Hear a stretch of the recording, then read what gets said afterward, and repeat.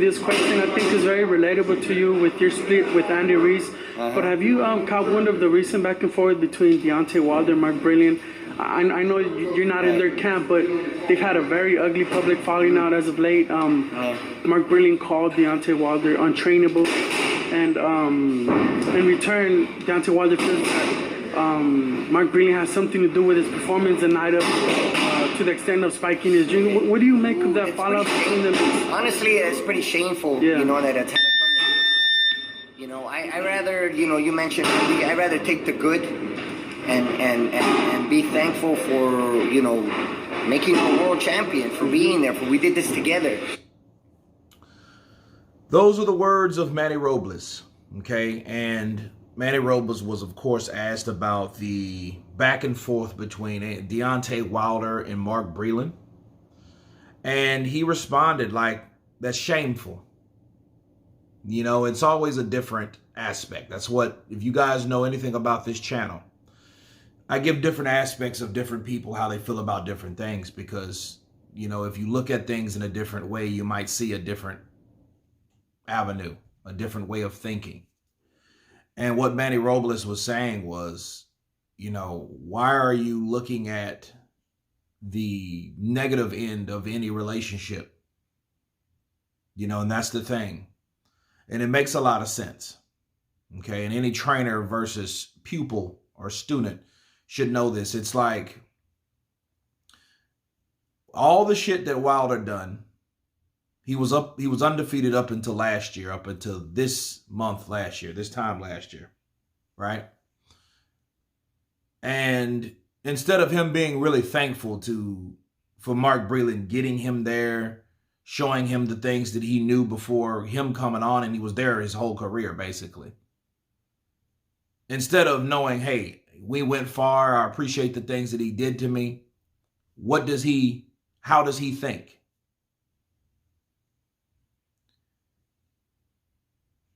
I fired him because he was insubordinate.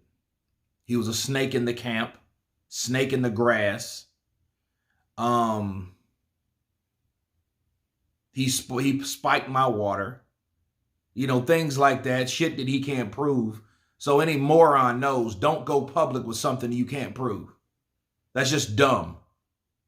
You know, but again, it just shows you a different perspective. Like with Manny Robles, and he can relate with Andy, because him and Andy had a split in late 19 after Andy lost. But it just shows you how trainers get the blame. They get thrown under the bus. They get ridiculed. They get crucified because that fighter didn't produce how that fighter's supposed to produce. That fighter didn't perform in the camp, in the gym, the way he's supposed to perform in the gym. Therefore, he lost. Then, therefore, when that fighter goes out there and gets his ass handed to him and loses, they need to blame somebody. Then they go look back at somebody else except themselves. That's what you have. And it is shameful. I agree with Manny Robles. Because Deontay Wilder should have saw that in a totally different, like, look, I appreciate the things he did for him. He said none of that shit. He regarded Mark Breland like a person that wasn't even there, that wasn't even useful for him. Now, he brought up, oh, well, he was around my kids and he was this and he was that. Well, like, you had this guy around your kids, so obviously he was close to you to a certain degree until you fucking lost, and then you turned into a bitch. That's what happened. You know what I mean? Because that's what it is. It's like, oh, everything is fine when everything, until hey, I lost. So now I'm blaming everybody except me. And it ain't one time we've heard Deontay Wilder say some shit like, instead of him saying, oh, he cheated, that's why he's going to get beat again. I feel Wilder's going to get beat again if nobody teaches Wilder. And you don't even have to admit, hey, I've learned how to correct this. But at least learn. You don't have to go publicly and say you learned, because, you know, a guy like that, I don't even expect for him to go public with the things that he's learned. Which is cool, whatever. But if you don't even acknowledge that Mark Breland helped you, the only thing you thought about was some shit that you thought or believe happened that night between you and your water. And then tell a lie and use your friends to lie about, oh, that's the only person that had the water was Mark Breland. Like, well, how can you say that when you knew that JD's had your water? Oh, but you trust him, though. See what I mean? Like, if you think someone spiked your water, why are you just looking at Mark Breland? Because you didn't like Mark Breland. And obviously, there has to be some type of bad blood before that fight happened. Because I don't see Wilder just turning on Mark Breland overnight. I think it was something else. So I don't want to call him that big of a bitch to do something like that. But I mean, who knows?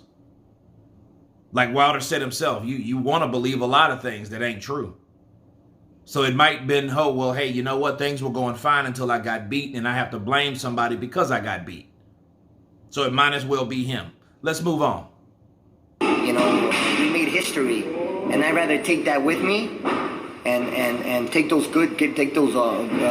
positive moments, and just leave the negativity, leave it out, you know, leave it out of the way. I mean, I'm not gonna sit here and talk bad about any fighter, especially Andy. I wish him nothing but the best. I have nothing but respect for him, and I know that the only thing I have to say about Andy, and I've said this before, and I don't think there's anything wrong with what I've said, is it's up to Andy.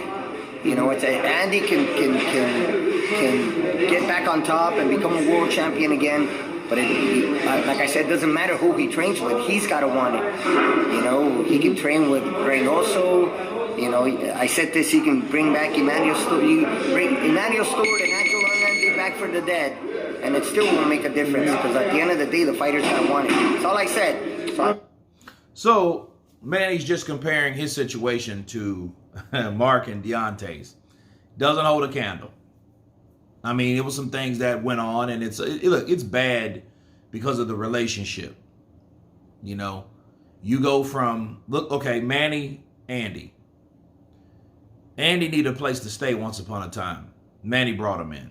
See what I'm saying? That's personal. That's not business. It ain't like, oh, you pay me to do this. He did that out of the goodness of his heart. Wilder, Breland. Breland was there to see his first child born. That's personal. That's not business. So, see, those type of things, you know, and I think it's shitty Wilder brought that up. Like, oh, I brought this dude around my kids. How can he do that? Well, how can you think he fucking did that if you had him around your kids? And if you thought he was that fucking bad, if you just turn around and say, it's him, right? If you turn around and you think that something's fucking wrong with you, and if you thought something was bad about Breland, that he would do something to that magnitude, that shows a lot about your character and picking people. You know what I mean? And if you thought he was capable of that, you should have thought he was capable of that before that happened. Not because you didn't fucking feel right and then all of a sudden, man, I think my water was spiked. You see what I'm saying? That's some fucking bullshit. Some bullshit. You know what I mean? Because like guys like that act bitches when they lose, it's like, it pisses me off because you want to throw this man under the bus knowing damn well this man has been in your life personally. But the only reason you bring a personal situation and encounters is to fucking break this guy down.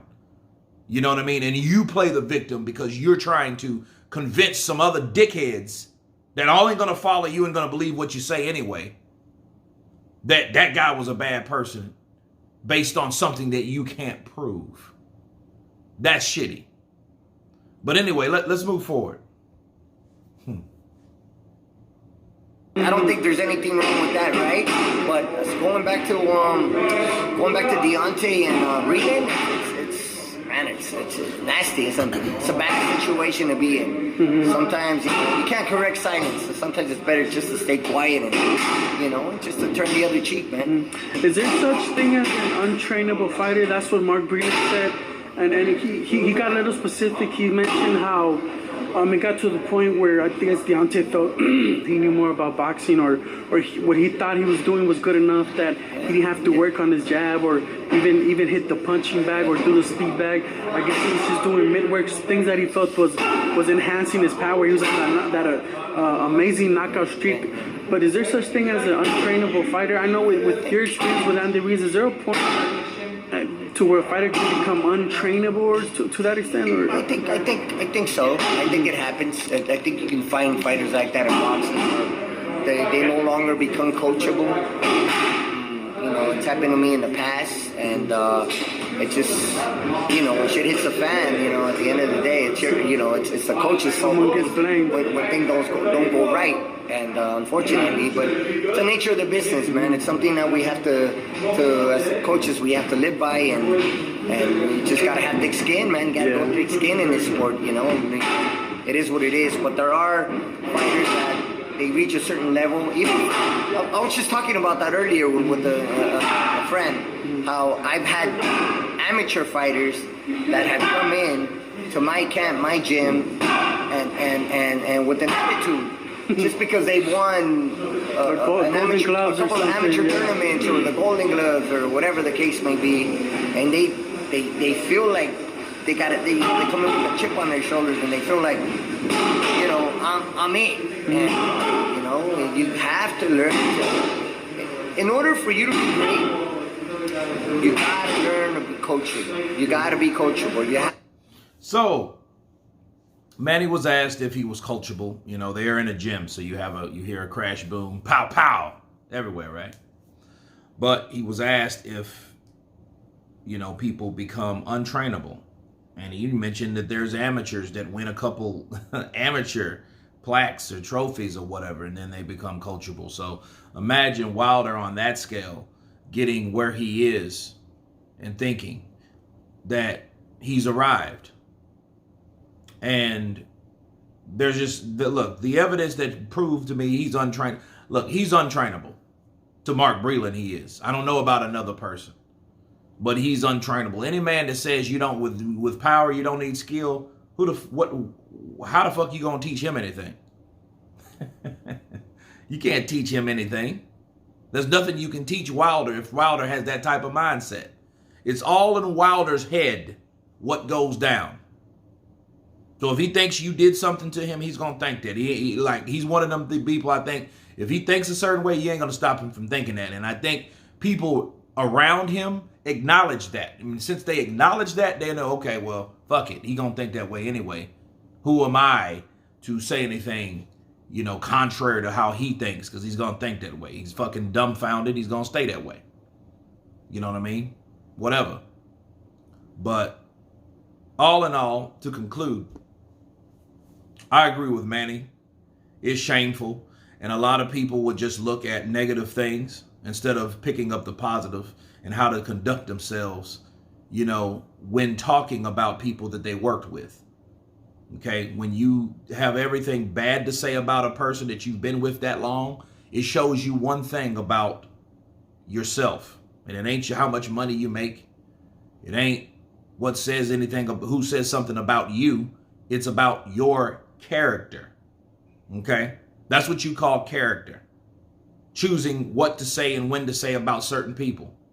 That's what Manny Robles was talking about. He wasn't talking about, yeah, it's bad and this, that, and the other. He was talking about his character.